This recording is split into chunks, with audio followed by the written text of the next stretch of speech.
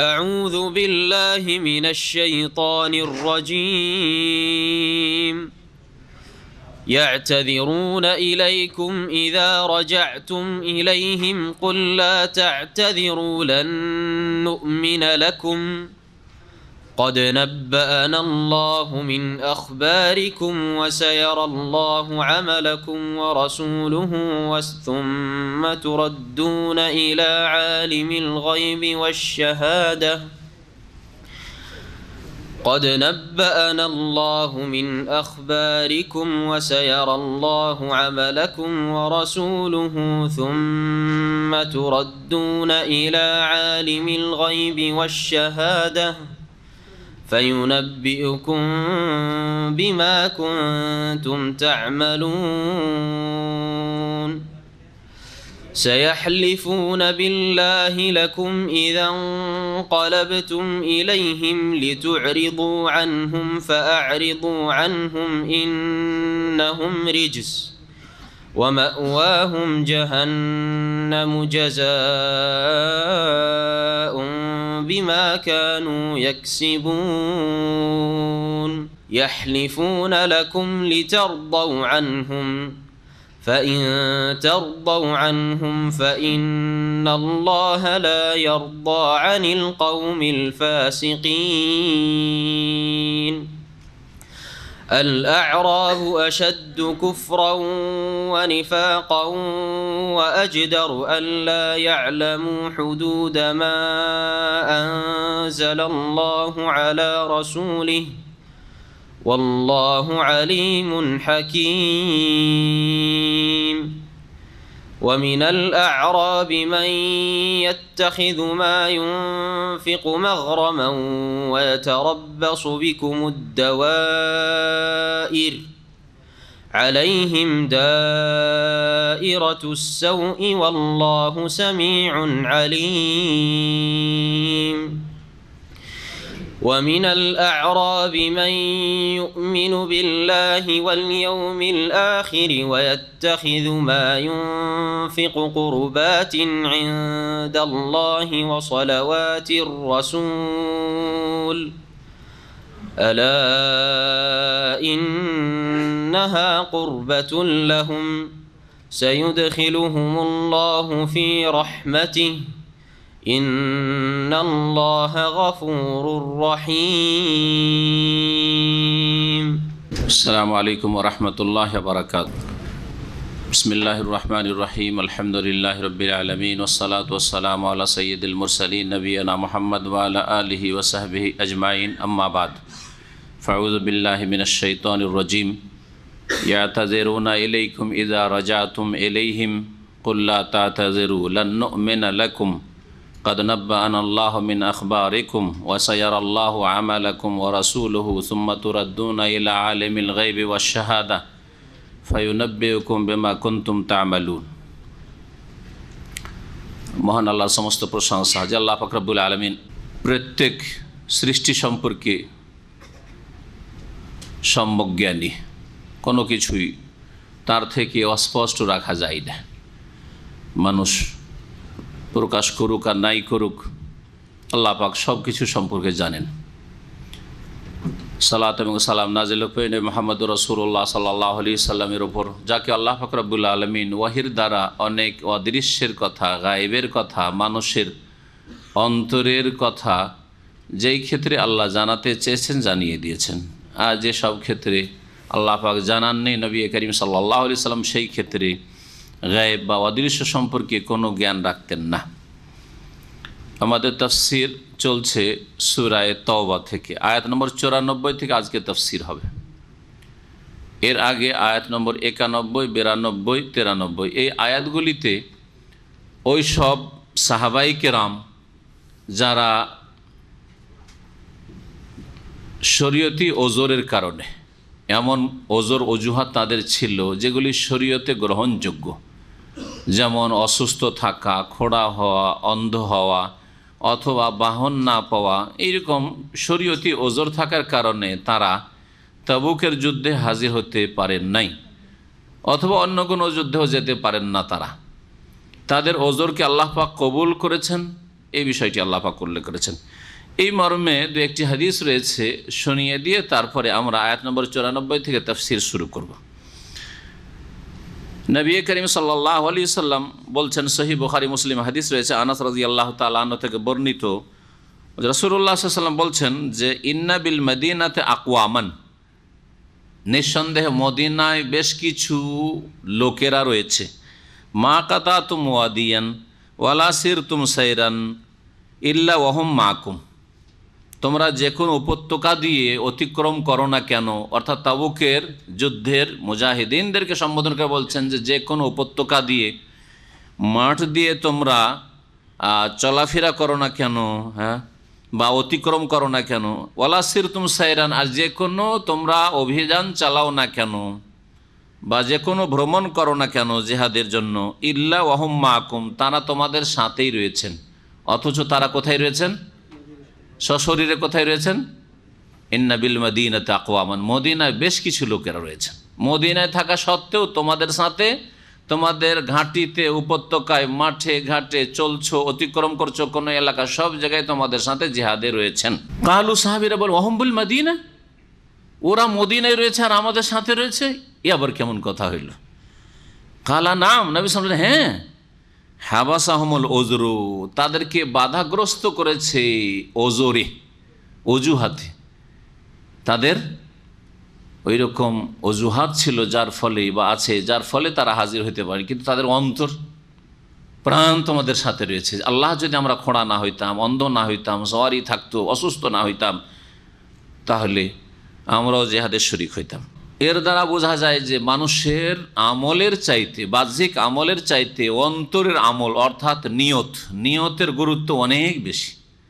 আপনি যদি সৎ নিয়ত রাখেন আর কাজ অনেকগুলি যদি নাও করতে পারেন, ইচ্ছা করে ছেড়ে দিলেন, অলসতায় করতে পারলেন এমন নয়, বরং সদিচ্ছা থাকা সত্ত্বেও সক্ষম হলেন না করতে, সম্পূর্ণ নেকি পাবেন, সম্পূর্ণ নেকি পাবেন।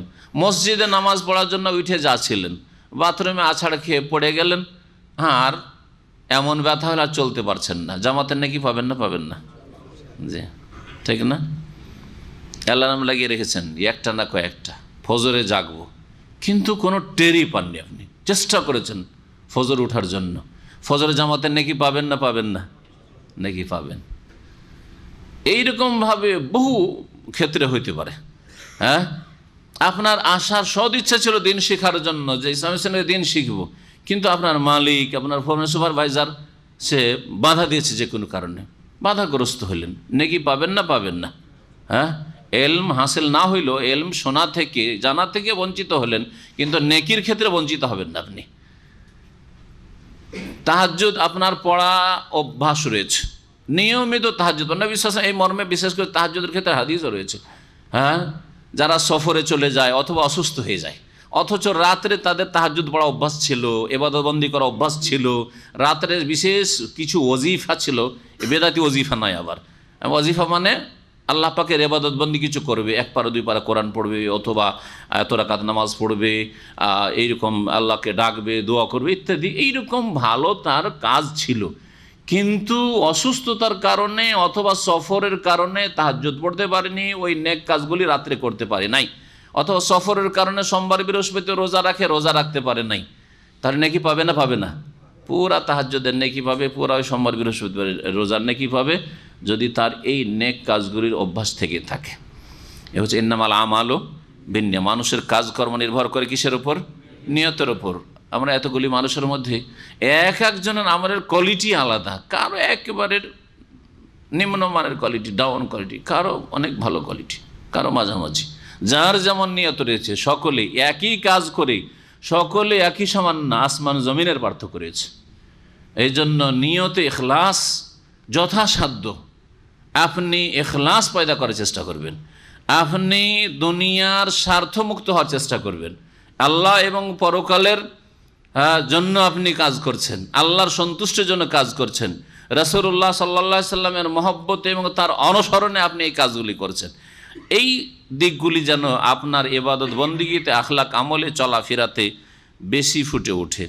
তারপরে আল্লাহ পাক রব্বুল আলামিন ওই সব মুনাফিকদের কথা বলছেন, যে সব মুনাফিকরা মদিনায় থেকে গিয়েছিল, যাওয়ার কোনো ইচ্ছা ছিল না তাদের, আর যায়নি তারা জিহাদে, তাবুকের যুদ্ধে যায়নি।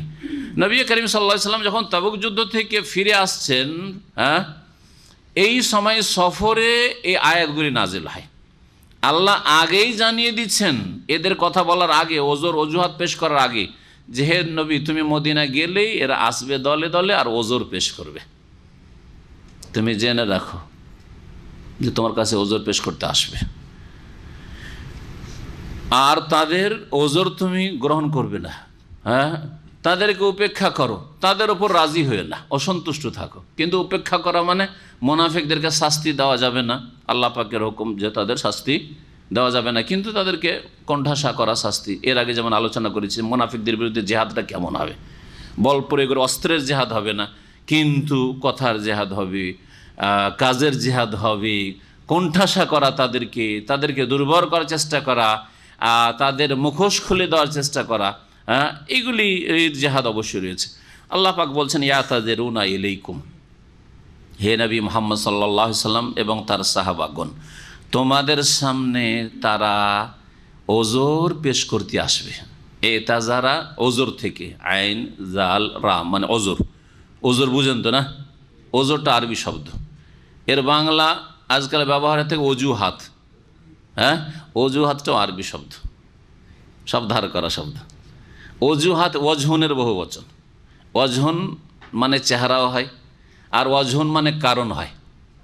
ওয়াজহুন মানে কি হয়? কারণ, কজ, এটা হয় আরবিতে। ওয়াজহুনের জমা অজুহুন হয়, আর ওয়াজহুনের জমা অজুহাতও হয়, জমান্নাস সালেম। ওয়াজহুনের জমা কি হয়? অজুহাত। তো অজুহাত, ওয়াজহুন মানে কারণ, আর অজুহাত মানে কি হলো তাহলে?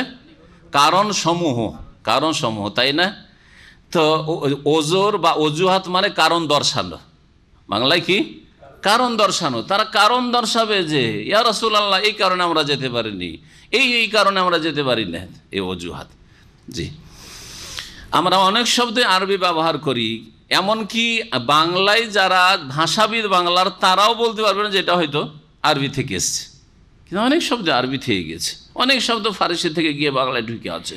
ইয়াতাযিরুনা ইলাইকুম, তারা তোমাদের সামনে অজুহাত পেশ করবে। ইযা রাজাতুম ইলাইহিম, যখন তোমরা তাদের কাছে ফিরে আসবে, মদিনায় যখন ফিরে আসবে। তার মানে নবী করিম সাল্লাল্লাহু আলাইহি সাল্লাম এখন তাবুক থেকে ফিরছেন, আর আল্লাহ আগে জানিয়ে দিচ্ছেন যে মদিনা ফিরে গেলেই দলে দলে আসবে মুনাফিকরা, আর হে নবী, হে সাহাবায়ে কেরাম, তোমাদের সামনে ওজর পেশ করবে। সরাসরি যে নবী সাল্লাল্লাহু আলাইহি ওয়াসাল্লাম পেশ করতে পারবে না, একটা করে সুপারিশ ধরবে, আবু বকরকে ধরবে, উমরকে ধরবে, কাউকে ধরবে, সাহাবীরাকে ধরবে, যে চলো আমার ওজরটা একটু অজুহাত নবী সাল্লাল্লাহু আলাইহি ওয়াসাল্লাম পেশ করি, তুমি একটু সুপারিশ করিও।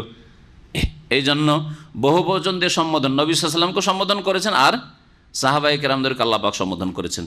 কুল, হে নবী, বলে দিয়ে ওদেরকে, লা তাতাযিরু, তোমরা কোনো অজুহাত পেশ করিও না। এসব অজুহাত চলবে না, এসব বাহানা তোমাদের। লা তাতাযিরু, কোনো অজুহাত পেশ করিও না। লান নুমিনা লাকুম মানে লান নুসাদ্দিকা লাকুম, লান নুসাদ্দিকাকুম, তোমাদেরকে কখনো বিশ্বাস করব না। আল্লাহ শিখিয়ে দিয়েছেন নবীকে, নবী নিজের পক্ষ থেকে না, কে শিখাচ্ছেন? আল্লাহ স্বয়ং শেখাচ্ছেন।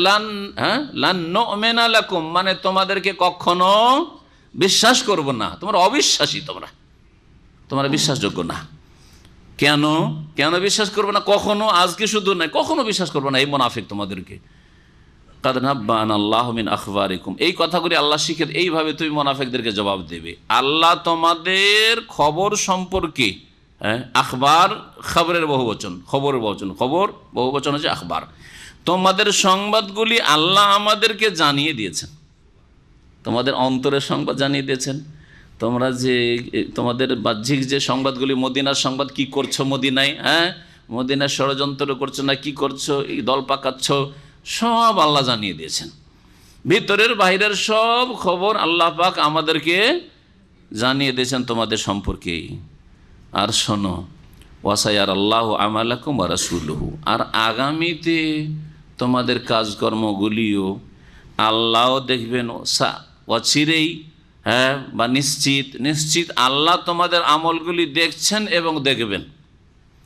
ওয়া রাসূলুহু, এবং তাঁর রাসূল সাল্লাল্লাহু আলাইহি সাল্লামও দেখবেন তোমাদের আমলগুলি, যে আগামী জীবনে তোমাদের কর্মগুলি কেমন হয়। তাবুকে তো এইরকম ধোঁকাবাজি করলে গেলে না তোমরা, মিথ্যার আশ্রয় নিলে আগামীতে কি করছো আল্লাহ দেখবেন এবং আল্লাহ রাসূল সাল্লাল্লাহু আলাইহি সাল্লাম দেখবেন, তার জীবদ্দশায় তিনি দেখবেন।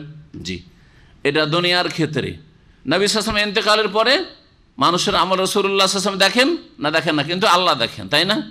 আল্লাহ যেহেতু হাইয়ুন লা ইয়ামুত, আল্লাহু লা ইলাহা ইল্লা হুয়াল আল হাইয়ুল কাইয়ুম, তিনি চিরঞ্জীব, সব কিছুর ধারণকারী। সুতরাং তিনি সবসময় দেখেছেন, দেখছেন আর দেখবেন। নবী করিম সাল্লাল্লাহু আলাইহি ওয়াসাল্লাম তার জীবদ্দশায় দেখেছেন।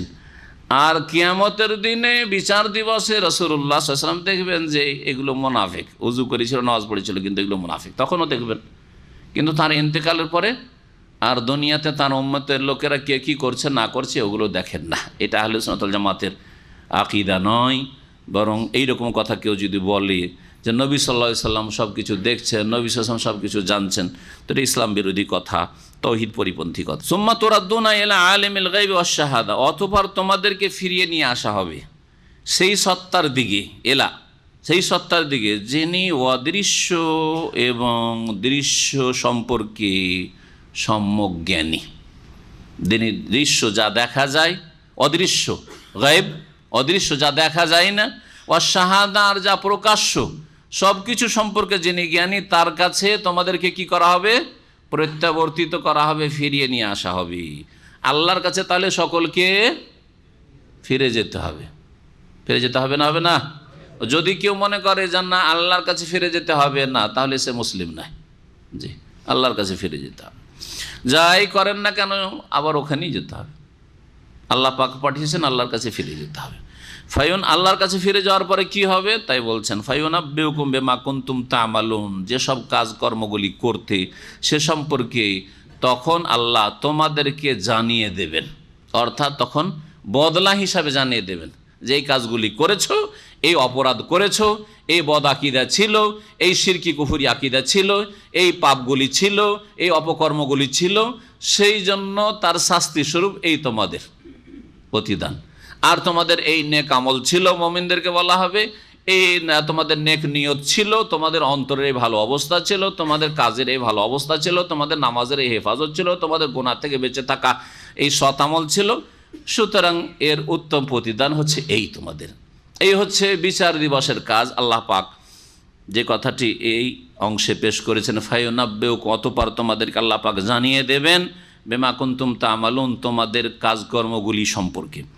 আল্লাহ পাক তারপরে মুনাফিকদের সম্পর্কে আরও বলছেন যে মুনাফিকরা শুধু অজুহাত পেশ করবেন, বরং শপথও করবে, কসম করে করে বলবে যে আল্লাহর কসম খুব অসুবিধায় ছিলাম, আল্লাহর কসম যেতে পারেনি, নিয়ত ছিল, এইসব কথা বলবে।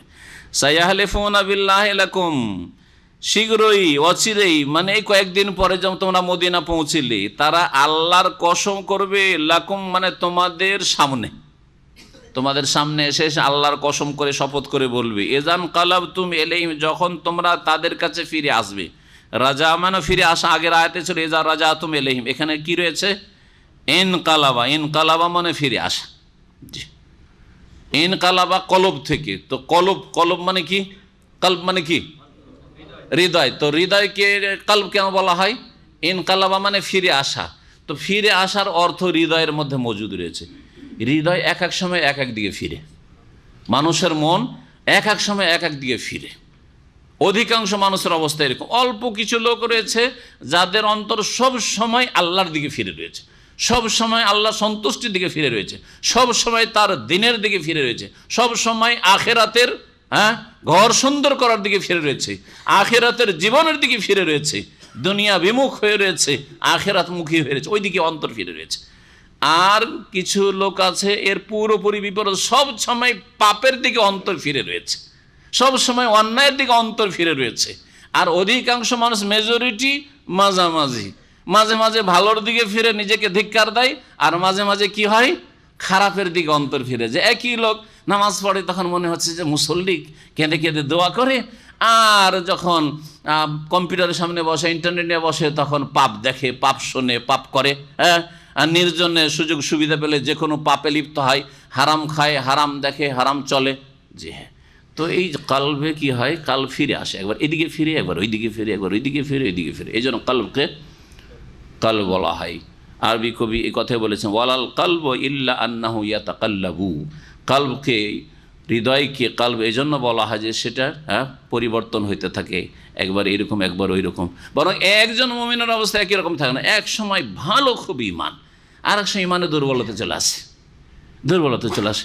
একদিন তাহাজ্জুদ পড়লেন খুব মন লাগিয়ে, খুব মন লাগলো নামাজ পড়তে, আর একদিন তাহাজ্জুদ পড়ছেন ঘুমের চাপ, মনই লাগাইতে পারছেন না, আপনি মনই লাগাইতে পারছেন না, হয় না, হয় না? জি হ্যাঁ, এই জন্য কালকে কাল বলা হয়। তারা নিশ্চিত তোমাদের সামনে আল্লাহর শপথ করবে, এজান কালাব তুমি এলাইহিম, যখন তোমরা তাদের কাছে ফিরে আসবে। কেন শপথ করবে? লেতু রেজু আনহুম, যাতে করে তাদের থেকে উপেক্ষা করো হে নবী বা হে সাহাবাই কেরামরা, হে মুমিনরা, অর্থাৎ যাতে করে তাদের ক্ষেত্রে কোনো অ্যাকশন না নাও, তাদেরকে কোনো শাস্তি না দাও। হ্যাঁ, এই জন্য এই উপেক্ষার অর্থ হচ্ছে তাদেরকে যেন শাস্তি না, উপেক্ষা করো মানে ক্ষমা করে দাও যেন।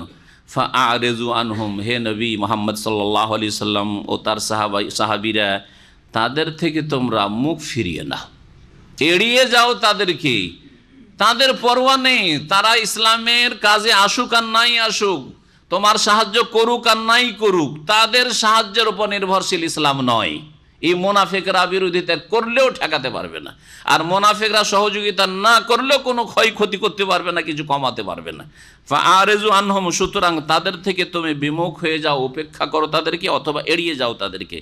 ইন্নাহুম রিজসুন, কারণ এরা হচ্ছে নাপাক, এরা হচ্ছে কি? অপবিত্র। আল্লাহ মুনাফিকদেরকে কি বলেছেন? অপবিত্র বলেছেন।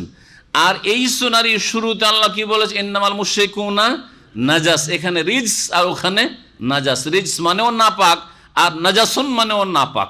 মুশরিকও নাপাক আর মুনাফিকও নাপাক। এই আয়াত স্পষ্ট করে দিল, যাদের অন্তরে আল্লাহর ভালোবাসা নেই, রাসূলের ভালোবাসা নেই, আখিরাতের প্রতি ঈমান নেই, আখিরাত সম্পর্কে সে কর্মতৎপর নাই, কাজ করে না, শুধু মিছামিছি দাবি করে আমি জাতিতে মুসলিম, তারা হচ্ছে নাপাক, তাহলে মুনাফিক।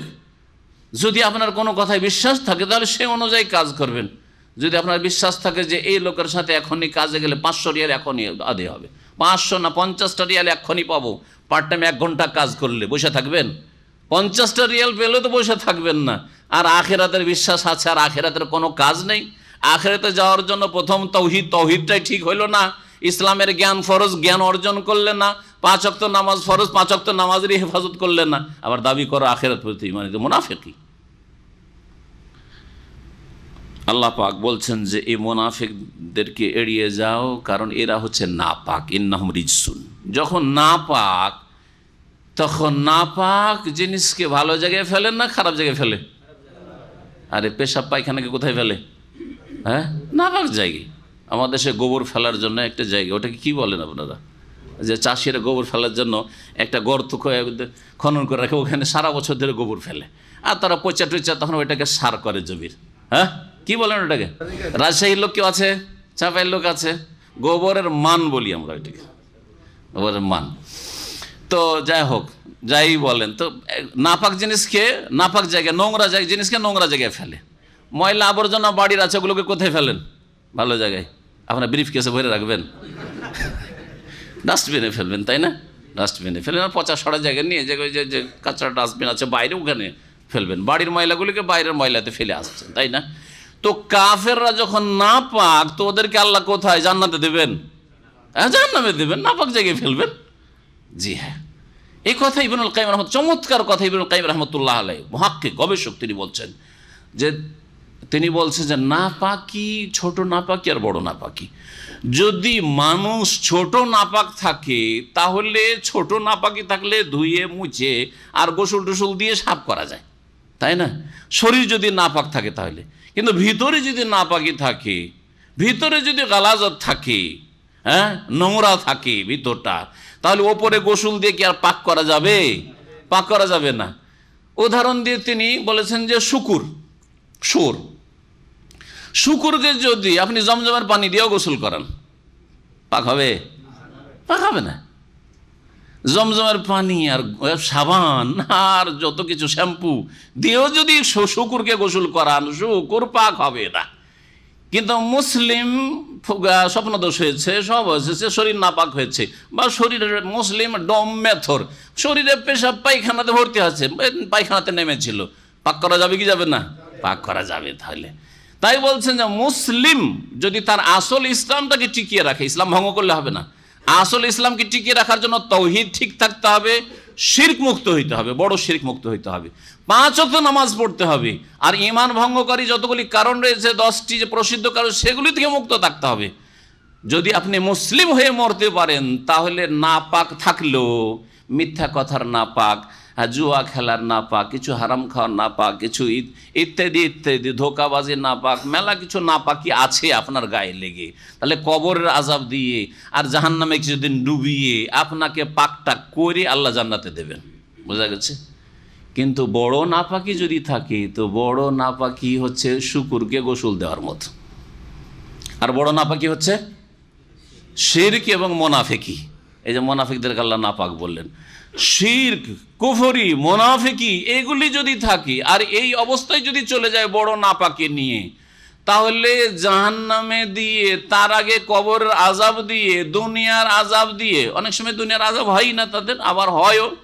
আল্লাহ অনেক সময় চান যে এই কাফেরগুলি, মুনাফিকগুলিকে দুনিয়াতে আযাব দিয়ে আখিরাতের আযাব হালকা করে লাভ কি? আখিরাতের কঠোর আযাবটা পুরোপুরি থাক ওদের জন্য, সেজন্য দুনিয়াতে খুব সুখে জীবন কাটিয়ে চলে যায়। এতে তারা প্রতারিত হয়, ধোকা খেয়ে যায়, যে আমাদেরকে তো ধরার কেউ নেই, হ্যাঁ, আমাদের তো ধরার কোনো ক্ষমতা নাই, আল্লাহ কই, আল্লাহ তোমাদের আল্লাহ কই ধরলো, তো তোমাদের চাইতে তো আমরা সুখী আছি, ঠিক না? ধোকা খেয়ে যায়। তো আখিরাতে মওতের পরে কবরের আযাব দিয়েও তারা পাক হইতে পারলো না, জাহান্নামে ডুবিয়েও কিছু কালো পাক হলো না, দীর্ঘকালে পাক হলো না, সেই জন্য চিরকাল আল্লাহ কাফের আর মুনাফিককে জাহান্নামে রেখে দিবেন। পক্ষান্তরে মুসলিম তার ইসলামের যদি হেফাজত করতে পারে, তাহলে চিরকাল জাহান্নামে থাকবে না। জাহান্নামে জ্বলে জ্বলে পাক হয়ে, বেশি ময়লা লেগেছিল বেশি দিন জ্বালাইতে হবে, আর জ্বালিয়ে জ্বালিয়ে আল্লাহ পাক রব্বুল আর ময়লা আবর্জনা সাফ করে আল্লাহ পাক করে একবারে জামার মতো হয়ে যাবে, পুড়ে পুড়ে একবারে কয়লা হয়ে যাবে, যেমন নবী কারীম সাল্লাল্লাহু আলাইহি ওয়াসাল্লাম হাদিস হয়েছে। তারপরে আল্লাহ পাক রব্বুল আলামিন আবে হায়াতে ডুবিয়ে ওগুলোকে উঠিয়ে তারপরে জান্নাতে দেবেন। তো এইরকম কিছু জাহান্নামে থেকে তারপরে জান্নাতে আসার ইচ্ছা আছে নাকি? আছে কারো? কোন এমন হতভাগা মুসলিম আছে যে ওই রকম কিছুদিন জ্বলবো বা দীর্ঘদিন জ্বলবো, আর কিছু নাপাকি দুনিয়া থেকে নিয়ে যাব, পাপ নিয়ে যাব, আর জাহান্নামে জ্বলি আর কবরের আযাব পেয়ে তারপরে তখন পাক হয়ে উঠে আসবো? এরকম হতভাগা বেকুব মুসলিম আছে? হ্যাঁ, কথাই তো নেই কিন্তু কাজে আছে, তাই না? কথাই কাউকে পাওয়া যাবে না, কিন্তু কাজে আছে। জি, বরং কথা তো অনেক জাহেল মুসলিম আছে, যখন মুসলিম আল্লাহ তো একদিন জান্নাত দিবেন, তো কথা তো এরকম বেকুব মুসলিম আছে যে জাহান্নামে কিছুদিন দুনিয়া থেকে নাপাক হয়ে গিয়ে জ্বলতে চায় আর তারপরে ফিরে আসতে চায়। আল্লাহ পাক যেন হেদায়েত দান করেন এইসব মুসলিমকে। আল্লাহ পাক বলছেন যে এই মুনাফিকরা হচ্ছে নাপাক, ইন্নাহুম রিজসুন, যখন নাপাক ওয়া মাওয়াহুম জাহান্নাম, সুতরাং তাদের বাসস্থান হচ্ছে জাহান্নামে, জাযাম বিমা কানু ইয়াকসিবুন, তাদের কৃতকর্মের প্রতিদান স্বরূপ। আল্লাহ পাক আরও বলছেন ইয়াহলিফুনা লাকুম, হে নবী, হে নবীর সাহাবীরা, তোমাদের সামনে এই মুনাফিকরা শপথ করে বলবে। কেন শপথ করবে? লিতারদাউ আনহুম, যাতে করে তোমরা তাদের ওপর সন্তুষ্ট হয়ে যাও, রাজি হয়ে যাও, যাতে করে এই আশঙ্কা না থাকে যে রে নবী মোহাম্মদ মদিনার এখন সে শাসক মালিক, তিনি আমাদের উপর নারাজ হয়ে রয়েছেন, কখন যে কি হয়, হে নবীর সাথীরা মুসলিমরা কিন্তু আমাদের ওপর নারাজ অসন্তুষ্ট হয়ে রয়েছে, সুতরাং সবসময় একটা টেনশনে, আর টেনশনে কাফেরও থাকতে চায় না, মুনাফিকও থাকতে চায় না। সেই জন্য নবী করিম সাল্লাল্লাহু আলাইহি ওয়াসাল্লাম সাহাবায়ে কেরামদেরকে তারা রাজি করতে চায় মিথ্যা কসম দিয়ে। ফাইন তারদাউ আনহুম, আল্লাহ বলছেন শোনো হে নবী, হে নবীর সাহাবীরা, তোমরা যদি এই মুনাফিকগুলোর উপর রাজি হয়ে যাও, সন্তুষ্ট হয়ে যাও, ভালো করে শুনে রাখো, ফাইনাল্লাহা লা ইয়ারদা আনিল কওমিল ফাসিকিন, আল্লাহ রাজি হবেন না। এখন আল্লাহ আগে রাজি হবেন, তারপরে তোমরা রাজি হবে না, আল্লাহকে ছেড়ে দিয়ে তোমরা রাজি হবে, বুঝো এখন তোমরা। তাহলে এতে নবী করিম সাল্লাল্লাহু আলাইহি ওয়াসাল্লামকেও সতর্কবাণী রয়েছে যে আমি রাজি নই এই মুসলিম এই মুনাফিকদের ওপর, তুমিও রাজি হবে না এদের ওপর, ঠিক না? জি, ফাইন তারদাউ আনহুম, সুতরাং তোমরা যদি তাদের উপর সন্তুষ্ট হয়ে যাও, শুনে রাখো, ফাইনাল্লাহা লা ইয়ারদা আনিল কওমিল ফাসিকিন, নিঃসন্দেহে আল্লাহ পাক পাপাচারী জাতির উপর কখনো রাজি হবেন না। এরা হচ্ছে পাপিষ্ট জাতি, এরা হচ্ছে বিরুদ্ধাচরণকারী জাতি। আর বড় ফাসেকেরা, ফাসেক মানে ছোট ফাসেক না, ছোট ফাসেক হচ্ছে ইসলামের গণ্ডিতে আছে কিন্তু কাবিরা গুনাহ হয়েছে বা অনেক সাগিরা গুনাহ হয়েছে, ফাসেক। কিন্তু এই মুনাফিকেরা কেমন ফাসেক? বড় ফাসেক, অর্থাৎ কাফের, কাফের মুশরিকেরা। জি, অন্তরে তাদের পুরো কুফরি রয়েছে আর শিরক রয়েছে, কিন্তু বাহ্যিক তারা কালিমা পড়েছে। এই বিষয় উল্লেখ করার পর আল্লাহ পাক রব্বুল আলামিন বলছেন যে মদিনার আশেপাশে অনেক বেদুইন আছে। হ্যাঁ, মরু অঞ্চলের বাসিন্দাকে আরাব বলা হয়। এর এক বচন আরাবিয়ুন, একজনকে বলে, এটা আরাবিয়ন শব্দ ব্যবহার হয়, আরাবিয়ন না, আইন রা বা ইয়া। আরাবিয়ন মানে আরবি ভাষাভাষী একজন ব্যক্তি, আর ওর বহু বচন হচ্ছে আরব, মানে আরব জাতি, আরব লোকেরা। আর এটা হচ্ছে আরাব, মানে হামজা আলিফ, হ্যাঁ, আর তারপরে আইন রা আলিফ বা, আরাব। আরাব মানে হচ্ছে মরু অঞ্চলের বাসিন্দারা, বহু বচন। ওর এক বচন হচ্ছে আরাবিয়ুন। নবী সাল্লাল্লাহু আলাইহি ওয়াসাল্লামের হাদিসে রয়েছে যে নবী সাল্লাল্লাহু আলাইহি ওয়াসাল্লাম একদিন মসজিদে বসে আছেন, সাহাবীরা বসে আছেন, একটা বেদুইন আসলো, ওই মরু অঞ্চলের বাসিন্দা যারা সভ্যতা থেকে দূরে। যা আরাবিয়ুন ইলান নবী সাল্লাল্লাহু আলাইহি ওয়াসাল্লাম ফাবালা ফি তাইফাতিল মসজিদে, একজন বেদুইন আসলো, আসার পরে মসজিদের সাহানে পেশাব করে দিল। ওখানে কি শব্দটা হচ্ছে? আরাবি, একজন বেদুইন ছিল। এই আরবি এর বহু বচন হচ্ছে আল আরাব। এই বেদুইনরা যেহেতু শিক্ষা থেকে দূরে, সভ্যতা থেকে দূরে, যারা শিক্ষিত মানুষ তাদের সংস্পর্শ থেকে দূরে, সুতরাং তাদের অন্তর শক্ত হওয়া স্বাভাবিক, তাদের আখলাক চরিত্র ঠিক না থাকা স্বাভাবিক, তারা কিছুই বুঝে না, তাদের মধ্যে কুফরি আর কপটতা, দুনিয়ার স্বার্থ, এটা থাকা স্বাভাবিক। তো আল্লাহ পাক এই বিষয়গুলি এখানে উল্লেখ করেছেন বেদুইনদের সম্পর্কে। আল আরাবু আসাদ্দু কুফরাম ওয়া নিফাকাম ওয়া আজদারু আল্লাহ ইয়ালামু হুদুদা মা আনজালাল্লাহ। আল্লাহ পাক বলছেন যে মরুর বাসিন্দারা বা বেদুইনরা আসাদ্দু কুফরান ওয়া নিফাকান, কুফরি এবং কপটতাই কঠোরতর। আসাদ্দু, তাদের কুফরিতে যারা কাফের, কাফের কট্টর কাফের। আর যারা মোনাফিক, হয়তো ইসলাম কবুল করেছে বাহ্যিক, কিন্তু মোনাফিকই ভিতরে আছে, তাদের মোনাফিকও হচ্ছে বড়ই কঠোরতর মোনাফিক, শক্ত মোনাফিক তারা, কারণ তাদের অন্তর শক্ত।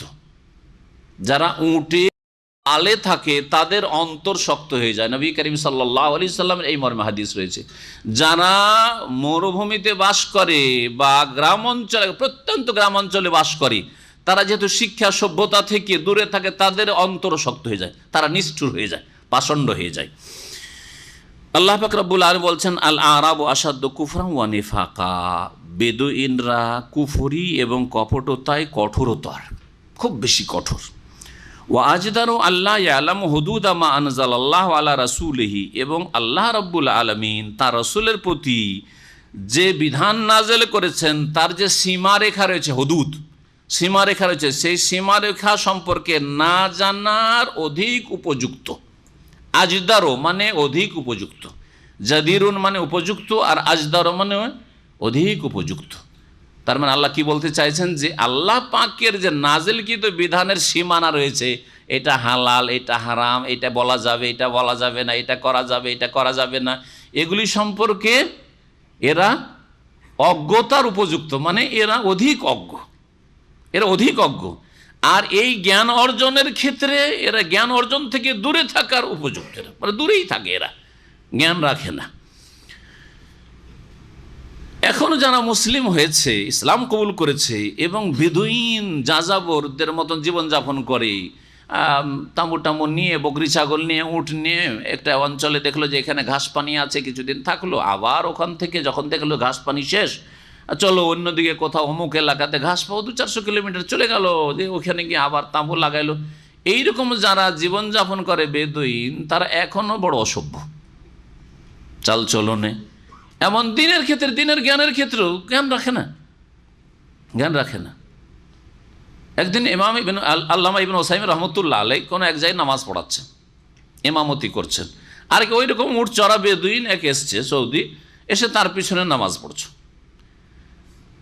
ওই সময় মানুষের হইতে পারে ছোট সূরা তো ভুল হয়ে যেতে পারে, যত বড় আল্লামা ইবনে উসাইমিন রহমতুল্লাহ আলাইহি সৌদি আরবের 2 নম্বর বড় আলেম নামাজের পরে, এবং পৃথিবীরও 2 নম্বর আলেম তিনি, তার মতো বড় আলেম আমি এই যুগে এই বিংশ শতাব্দীতে 3 জন আলেমকে সবচেয়ে বড় আলেম মনে করি, শাইখ ইবনে বাজ রাহমাতুল্লাহ আলাইহি, ইবনে উসাইমিন আর আলবানী, এই 3 জন রাহিমাহুমুল্লাহ।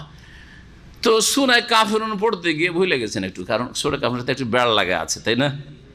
করি হালকা হাল আবুদু মা তাবুদুন ওয়ালা আনতুম আবুদুনা মা আবুদু ওয়ালা আনা আবুদু, একবার আবেদুন আবুদু তাবুদুন, হ্যাঁ, তো গোলমাল হইতে পারে।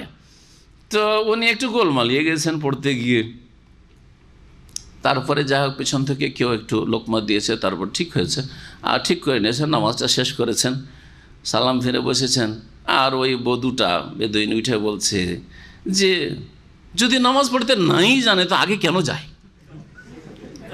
ওর আরবিটার বাংলা তর্জমা করলাম, যাকে নামাজ পড়াবার ঢং নেই, ইমামতি করার ঢং নেই, ও যাই কেন? সূরা কাফিরুন পড়তে পারে, ও যাই কেন নামাজ পড়াইতে?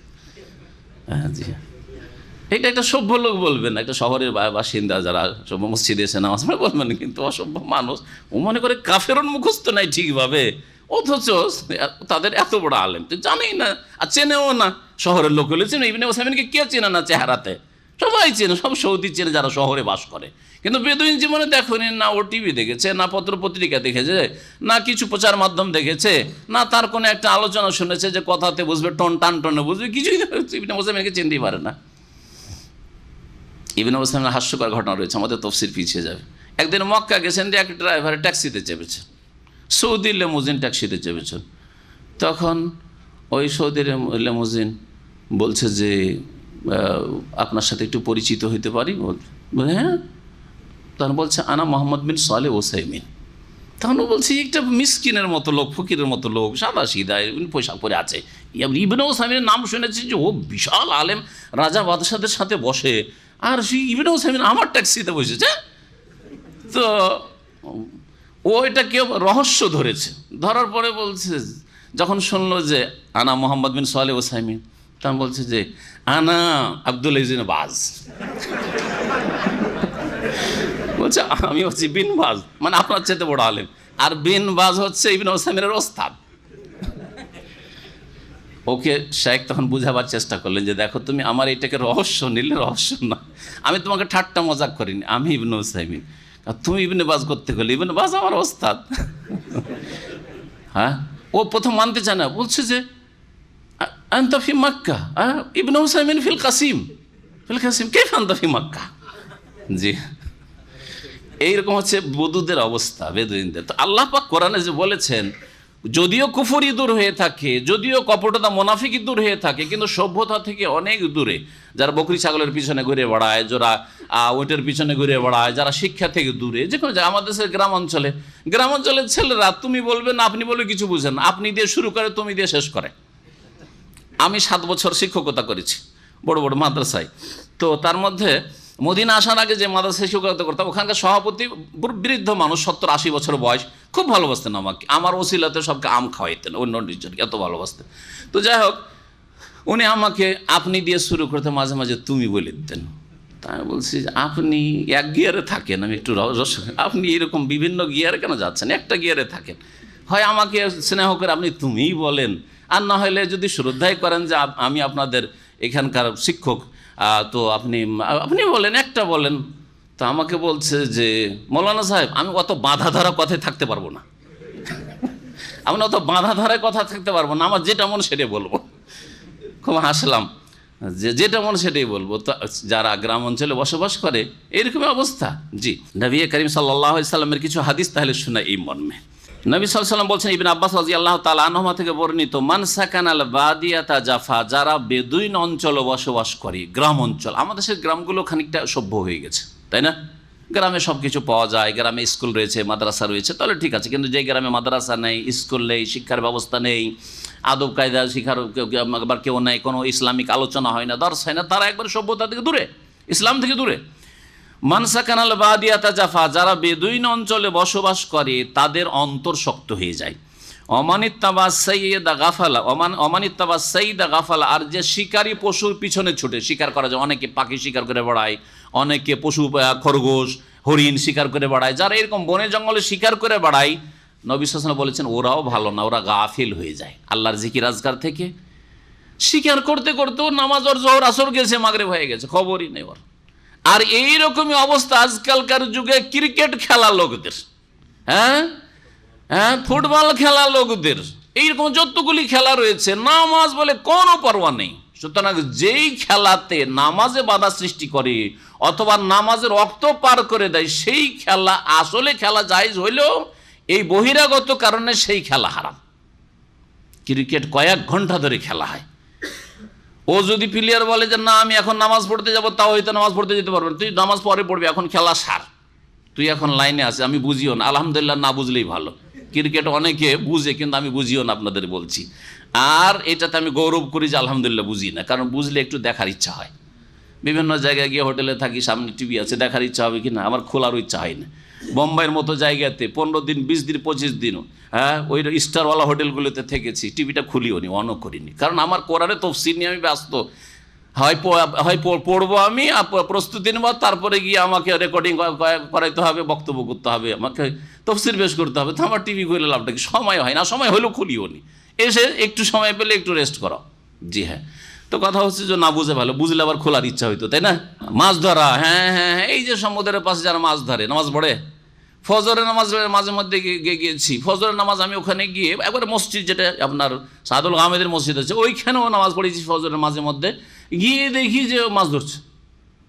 আর অমুসলিম হয়তো ঠিক আছে, ফিলিপিন অমুসলিমগুলো, মুসলিম, বাংলাদেশি, ইন্ডিয়ান, পাকিস্তানি মাছ ধরছে, বেনামাজি সব। তো নবী করিম সাল্লাল্লাহু আলাইহি ওয়াসাল্লাম বলেছেন, যারা শিকার করে সে শিকার, মাছের শিকারও হইতে পারে, হ্যাঁ, মাছ ধরা। গাফিল হয়ে যায় আল্লাহ থেকে। ওমান আতাস সুলতানা, আর যারা শাসকের কাছে যায় পেছনে পেছনে ঘুরে, উফতুতে না, তারা ফিতনায় পড়ে যায়। দুনিয়ার লোভ লালসা চলে আসে, তখন দিন ইসলাম সম্পর্কে তখন কি হয়ে যায়, তখন ডিসকাউন্ট দেওয়া শুরু করে। এই জন্য শাসকদের পেছনে পেছনে ঘোরা কাজ অলমাই কেরামরা, বড় বড় আইম্মাই কেরামরা করতেন না। তারা বড় কোনো পদ নেননি। ইমাম আবু হানিফা, শাফি, মালিক, আহমদ, ইমাম বুখারী, মুসলিম, তাদেরকে বড় বড় পদ দিতে চেয়েছে, দেশের প্রধান বিচারপতি করে দেবো, রাইসুল কোজাত করে দেবো, নিতে চায়নি তারা।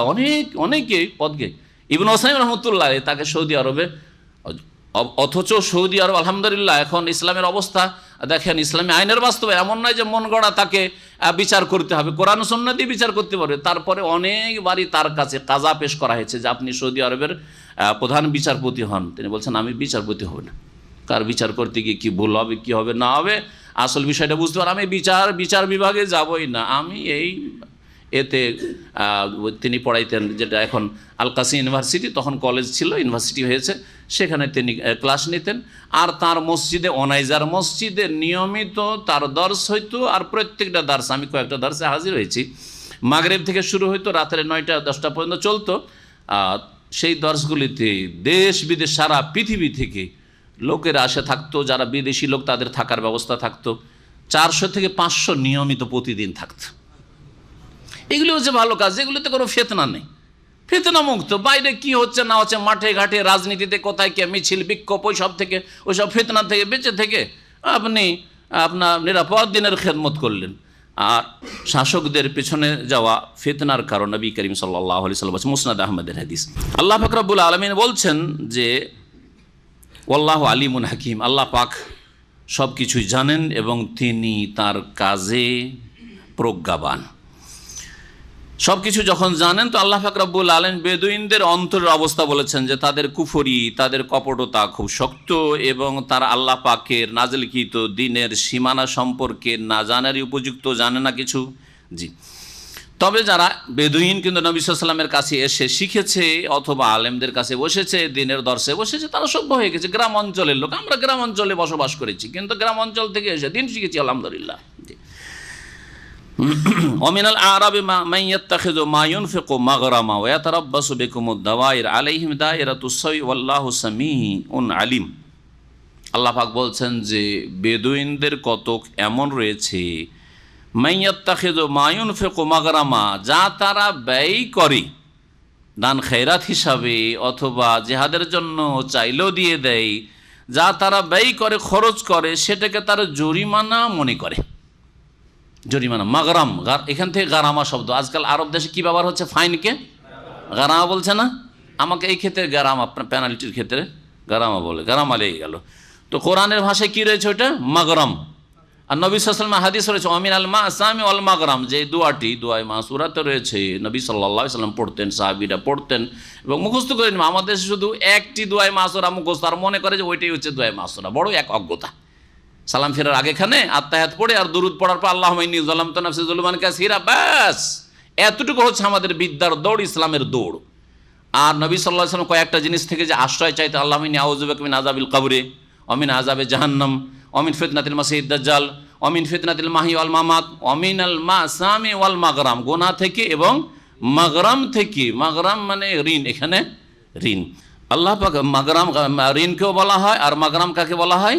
জরিমানা, ফাইনকেও বলা হয়। এখানে ফাইনের অর্থে রয়েছে। তো কত বেদুইন এমন আছে যারা নবী সাল্লাল্লাহু আলাইহি ওয়াসাল্লামের কথা ইসলাম কবুল করেছে, কিছু খরচ করে, সাদকা খেরাত করে বা জাকাতও দেয়। জাকাত দেওয়াকে তারা কি মনে করে?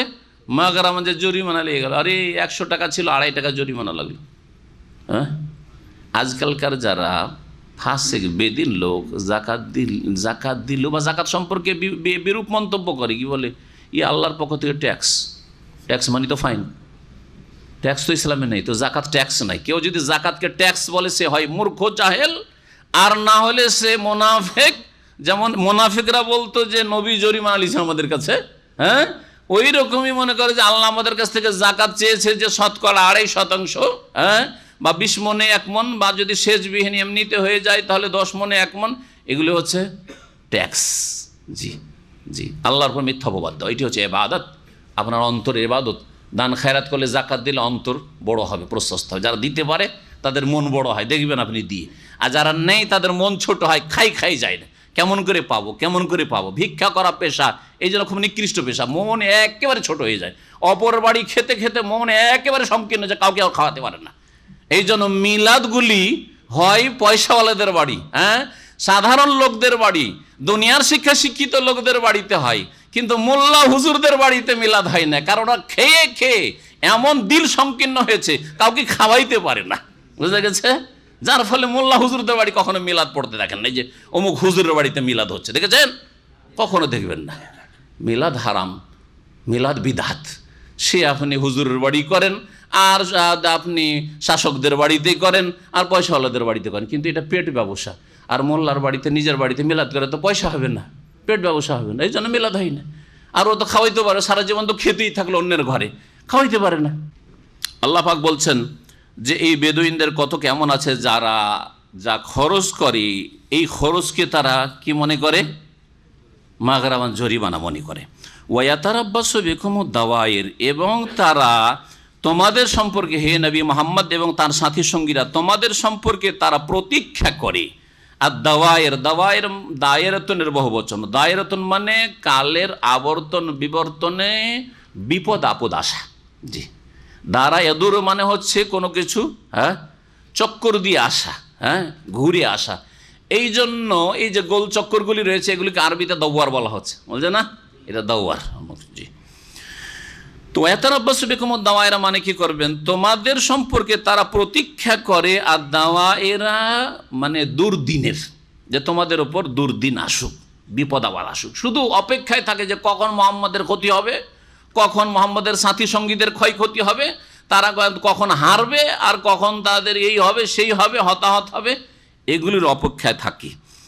আলাইহিম দায়রাতুস সৌ, এটা আল্লাহর পক্ষ থেকে অভিশাপ তাদের ওপর। এই বেদুইন যারা মুনাফিক, আর নবী করিম সাল্লাল্লাহু আলাইহি ওয়াসাল্লাম সাহাবাই কেরামদের ক্ষয়ক্ষতি হোক, তাদের দুর্দিন আসুক, এই প্রতীক্ষায় যারা থাকে, তাদের ওপর মন্দ কুচক্র রয়েছে, বা তাদের ওপর মন্দ দুর্দিন রয়েছে। জি, তাদের ওপর দুর্দিন রয়েছে। আলাইহিম দায়রাতুস সৌ ওয়াল্লাহু সামিউল আলিম, আল্লাহ পাক রব্বুল সর্বশ্রোতা, সব কিছু শোনেন এবং সব কিছু জানেন। অমিনাল আরাবে মাইয়ুমিনু বিল্লাহি ওয়াল ইয়াউমিল আখির, আল্লাহ পাক রব্বুল একচেটিয়া তাহলে সব বেদুইনকে খারাপ বলেননি। এতক্ষণ পর্যন্ত খারাপ বেদুইনদের গুণগুলি বলা হলো, দোষগুলি বলা হলো। এখন ভালো কিছু বেদুইন আছে, গ্রাম অঞ্চলে বাস করলে যে ভালো মানুষ হবে না এমন কথা নেই, হইতে পারে, কিন্তু সংখ্যা কম, হ্যাঁ, শিক্ষা কম, সুতরাং সংখ্যা কম। জি, এক বেদুইনের গল্প মনে পড়লো। আল কাসিমে জোহরের নামাজ পড়ে দাঁড়িয়ে আছি, 1995-এর ঘটনা।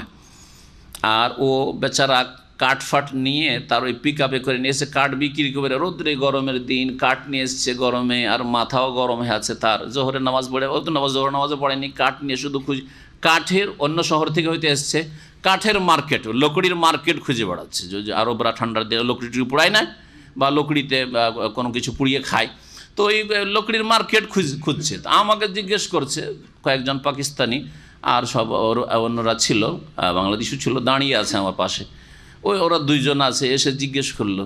তো আমি বললাম যে জানি না আমি। তো ওতে আমার একটু কথাতে বুঝতে পারলো যে সৌদি না, কিন্তু গুতরা লাল রুমাল দেখে তো সৌদি প্রথম মনে করেছে।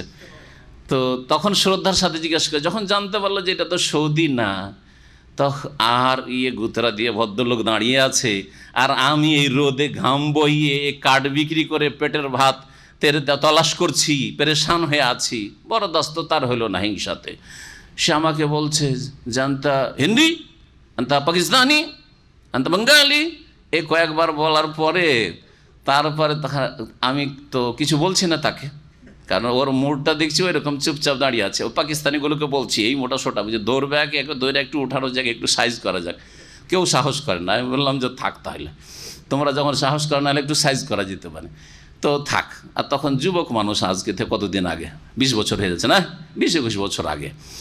তো আমাকে বলছে যে খামসা সানা কুল্লু আজনবী রোহবাররা, তর্জমা করতে হবে, তর্জমা করা লাগবে। কি বললাম? হ্যাঁ, 5টা বছর তোমরা, আর তারপরে সবগুলিকে তাড়িয়ে দেবো, একটা করে রাখবো না। 20 বছর হয়ে গেছে, ওরা স্বয়ংসম্পূর্ণ হইতেও পারছে না, আর সৌদি আজাশান আনার পরেও তারা স্বয়ংসম্পূর্ণ হতে পারে না, বরং তারা অনেকে ঠকামি করে নাম লিখিয়ে বৈশা বৈশা বেতন নেওয়ার ধান্দা করছে, যার ফলে পায়ে দাঁড়াতেও পারছে না, আমাদেরকে তাড়াতেও পারছে না। ওরা পায়ে দাঁড়িয়ে গিয়ে দায়ী যদি হয়ে যেত, আমি চলে যাব, কেন থাকবো?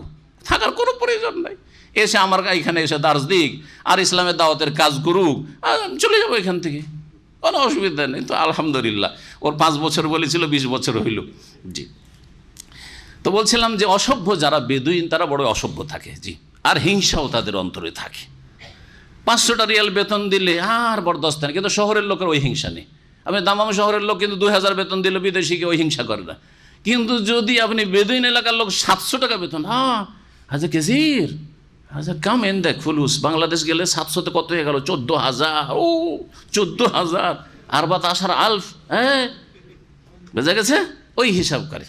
আল্লাহ পাক রব্বুল আলামিন বলছেন যে কিছু বেদুইন ভালো মানুষও আছে, অমিনাল আরাব মাইয়ুমিনু বিল্লাহি ওয়াল ইয়াউমিল আখির, আর কিছু বেদুইন এমন আছে যারা আল্লাহর প্রতি বিশ্বাস রাখে, ওয়াল ইয়াউমিল আখির, পরকালেও বিশ্বাস রাখে, ওয়ায়াত্তাখিযু মা ইউনফিকু কুরবাতিন ইনদাল্লাহি ওয়া সালাওয়াতির রাসূল, আর যা কিছু তারা ব্যয় করে, খরচ করে, সাদকা দান খেরাত করে, তা আল্লাহর সান্নিধ্য লাভের উপায় মনে করে, আর রাসূলুল্লাহ সাল্লাল্লাহু আলাইহি ওয়াসাল্লামের দোয়া পাওয়ার বা দোয়া নেওয়ার উপায় মনে করে, যে দান খেরাত করে আল্লাহ পাক রব্বুল আলামিনের সান্নিধ্য লাভ করব, নৈকট্য লাভ করব, আর রাসূলুল্লাহ সাল্লাল্লাহু আলাইহি ওয়াসাল্লামের নেক দোয়া হাসিল করব।